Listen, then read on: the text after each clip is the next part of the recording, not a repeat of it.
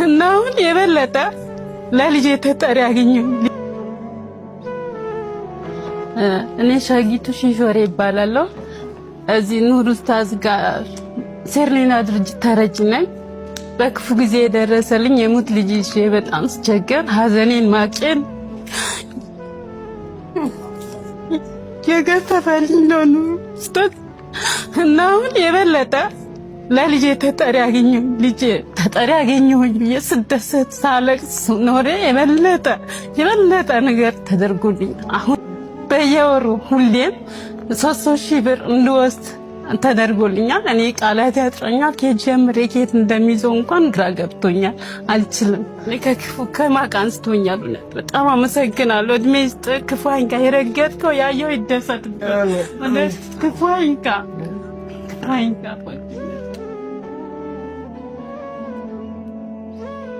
ይህ የአንዲት እናት ብቻ ስሜት አይደለም፣ የብዙ እናቶች ስሜት ነው። የሲለና የበጎ አድራጎት ድርጅት ዘር፣ ሃይማኖት፣ ብሔር ሳይለይ ሁሉንም አቅፎ እየረዳ የሚገኝ ድርጅት ነው። ታዲያ በስሩ በርካታ የቲሞች፣ ምስኪኖችና አቅመ ደካማ አረጋውያኖች ይገኙበታል። አሁን የሰማችሁትም የአንዲትን እናት ሳይሆን በሲለና ስር ያሉ የበርካታ እናቶችን ስሜት ነው።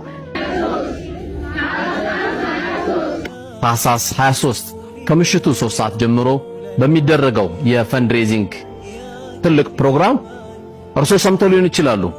ላልሰማን በማስተላለፍ የመልካም ሰሪ ምንዳው መልካም ነገሮችን ማስተላለፍ፣ ማመላከት፣ መቀስቀስ ነውና የዚሁ አካል ሆኖ የዚሁ ታላቅ አሻራ ፕሮግራም ላይ ተሳታፊ ሆኖ እንዲያሳትፉ የኛም መልእክታችን ነው።